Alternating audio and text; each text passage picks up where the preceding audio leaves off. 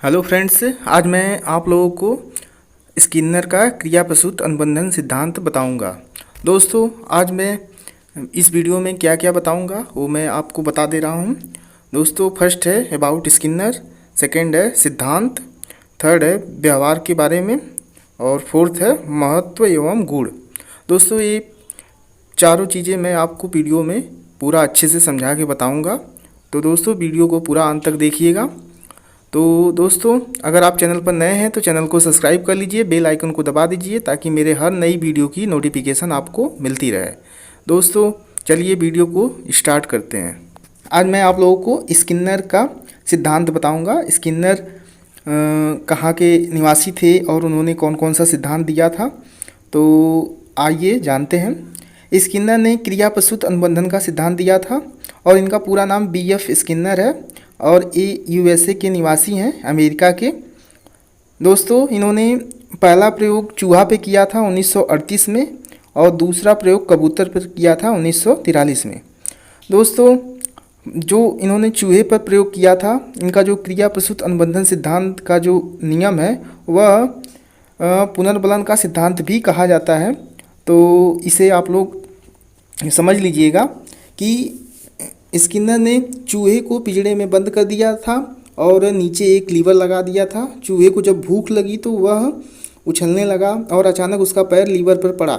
ऊपर एक छिद्र बनाया था जहाँ से कि ज्यों ही लीवर पर उसका पैर पड़ा वहाँ से स्किनर सर ने वहाँ पे अपना भोजन डाल दिया, जिससे कि चूहा को भोजन मिल गया। वह उसका अपना भूख मिटा लिया। धीरे धीरे वह ऐसा करता गया। फिर एक दिन ऐसा आया कि वह खाना देना बंद कर दिए, फिर भी चूहा लीवर को दबाता था। उसको मतलब वह क्रिया करने का वह पुनर्बलन प्राप्त हो गया कि वह उस क्रिया को अच्छे से सीख गया। वह जान गया कि इस लीवर को दबाने से भोजन मिलेगा।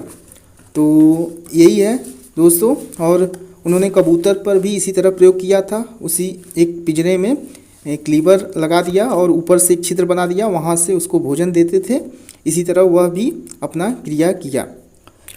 चलिए फ्रेंड्स, सिद्धांत के बारे में जान लेते हैं। स्किनर सर ने 5 सिद्धांत दिए थे, जो कि वही क्रिया प्रसूत अनुबंधन के सिद्धांत का ही नाम है। उन्होंने फर्स्ट दिया था RS थ्योरी, और सेकंड है नैमित्तिक अनुबंधन का सिद्धांत, थर्ड है संक्रिय प्रतिबद्धता का सिद्धांत, फोर्थ है कार्यात्मक प्रतिबद्धता का सिद्धांत, 5 है अभिक्रमित अनुदेशन का सिद्धांत।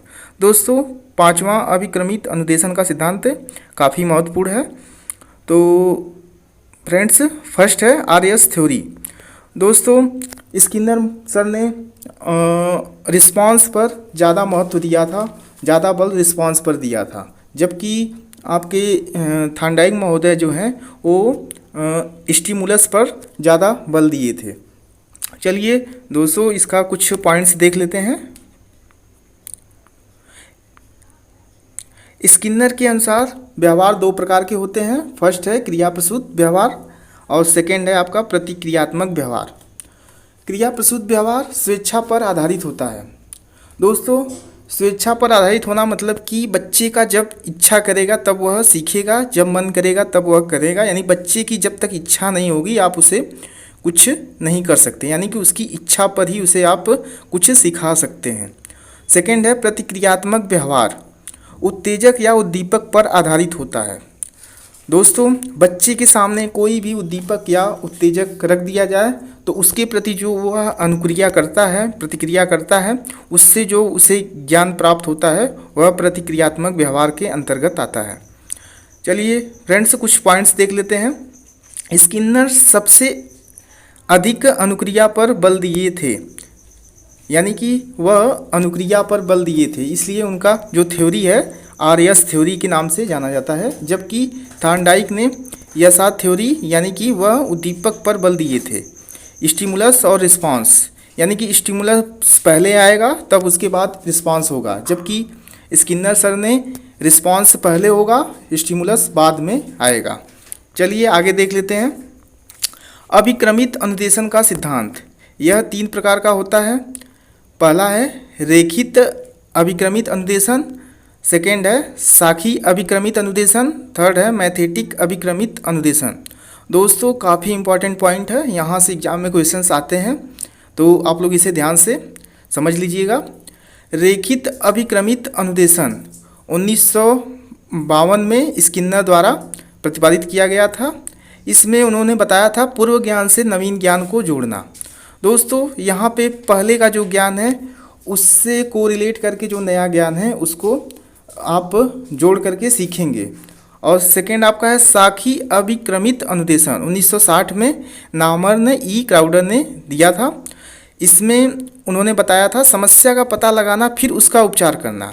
बच्चे के मन में क्या समस्या है, उसकी क्या प्रॉब्लम है, उस चीज़ को समझ करके वह किस चीज़ से उसको प्रॉब्लम है, किससे वह डरता है, क्या उसकी समस्या है, उसको जान करके उस प्रॉब्लम को दूर करके उसे सिखाना ही साखी अभिक्रमित अनुदेशन के अंतर्गत आता है।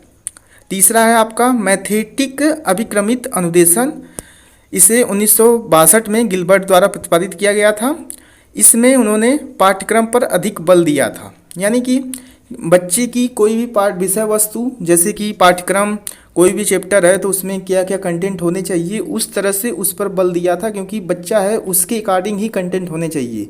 ये नहीं कि वह 1 से 5 तक का बच्चा है उसको आप साइंटिफिक कंटेंट देने लगे तो वह नहीं समझ पाएगा। यानी कि पाठ्यक्रम पर अधिक बल दिया था, यानी कि उसके अनुकूलित पाठ्यक्रम होने चाहिए।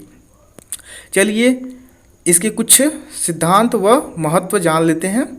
तो छात्रों को फर्स्ट है, छात्रों को तत्कालीन पुनर्बलन देना चाहिए।